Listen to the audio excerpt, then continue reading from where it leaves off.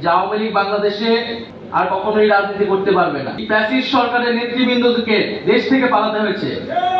এরপরে আওয়ামী লীগ বাংলাদেশে রাজনীতি করবে কি করবে না এই আলোচনায় আসলে আসতে পারে না। আওয়ামী লীগের নিবন্ধন বাতিলটা এই সময় অতি দ্রুত সময় আসলে করা উচিত।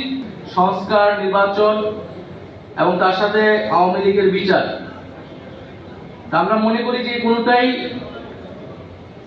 একে অন্যের থেকে বিরোধী নয়, বরং এই তিনটার সমন্বয়ে বাংলাদেশের এই যে পরিবর্তন, গণতান্ত্রিক রূপান্তর, সেটি হওয়া সম্ভব। 5ই আগস্টে বাংলাদেশের জনগণ আওয়ামী লীগের বিরুদ্ধে একটি রায় দিয়েছে যে আওয়ামী লীগ বাংলাদেশে আর কখনোই রাজনীতি করতে পারবে না। ফলে আমরা যখন বলি জনগণ সিদ্ধান্ত নেবে আওয়ামী লীগের ব্যাপারে, জনগণ সিদ্ধান্ত নিতে পারে দুইটি উপায়, একটি ভোটের মাধ্যমে, একটি রাজপথে তাদের অবস্থান জানান দিয়ে গণ অভ্যুত্থানের মাধ্যমে। একটি যখন গণ অভ্যুত্থান হয়েছে, যে গণ অভ্যুত্থানে মুজিববাদকে, আওয়ামী লীগকে বাংলাদেশের জনগণ অস্বীকার করেছে এবং জনরোষে সেই ফ্যাসিস্ট সরকারের নেতৃবৃন্দকে দেশ থেকে পালাতে হয়েছে। এরপরে আওয়ামী লীগ বাংলাদেশে রাজনীতি করবে কি করবে না এই আলোচনায় আসলে আসতে পারে না। আমরা মনে করি আওয়ামী লীগের সেই নৈতিক ভিত্তি, রাজনৈতিক ভিত্তি হারিয়েছে।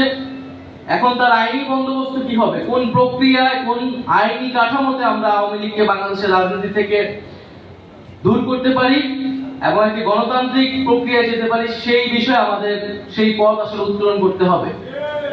তো সেই জায়গায় আওয়ামী লীগের নিবন্ধন বাতিলটা এই সময় অতি দ্রুত সময় আসলে করা উচিত। বিচার চলাকালীন সময়ে সাংগঠনিক রাজনৈতিক কার্যক্রম নিষিদ্ধ ঘোষণা করতে হবে এবং বিচারের মধ্য দিয়ে আওয়ামী লীগের একটা চূড়ান্ত ফয়সালা হয়তো আমরা পাবো।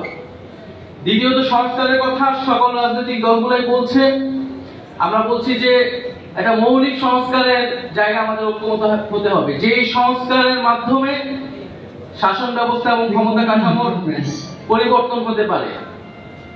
সেই মৌলিক সংস্কার যদি না হয়, তাহলে বাংলাদেশের আসলে যে আকাঙ্ক্ষার জায়গা থেকে পরিবর্তন, সেই আকাঙ্ক্ষা আসলে বাস্তবায়িত হবে না। তৃতীয়, নির্বাচন খুবই গুরুত্বপূর্ণ এবং নির্বাচন মানে হচ্ছে ক্ষমতা হস্তান্তরের প্রক্রিয়া এবং এই প্রক্রিয়া নিয়েই বাংলাদেশের সবসময় যে রাজনৈতিক দ্বন্দ্ব তৈরি হয়েছে এবং এই শান্তিপূর্ণ ক্ষমতা হস্তান্তরের জন্য আসলে প্রাতিষ্ঠানিক নিয়মের বাইরে প্রয়োজন রাজনৈতিক দলগুলোর সদিচ্ছা, রাজনৈতিক সংস্কৃতি পরিবর্তন, রাজনৈতিক দলগুলোর মধ্যে নিজেদের মধ্যে সেই আস্থা এবং বিশ্বাসের জায়গা অর্জন করা।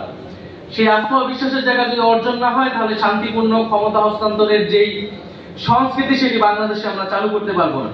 আমরা আশা করবো যে এবারে গণ অভ্যুত্থানের মধ্যে দিয়ে যে জাতীয় ঐক্যমত এবং জনগণের আকাঙ্ক্ষা তৈরি হয়েছে, সেই আকাঙ্ক্ষার প্রতি সবাই শ্রদ্ধাশীল থেকে আমরা বাংলাদেশে শান্তিপূর্ণভাবে ক্ষমতা হস্তান্তরের একটি সাংবিধানিক প্রক্রিয়া এবং একটি রাজনৈতিক সংস্কৃতি তৈরি করতে পারবো।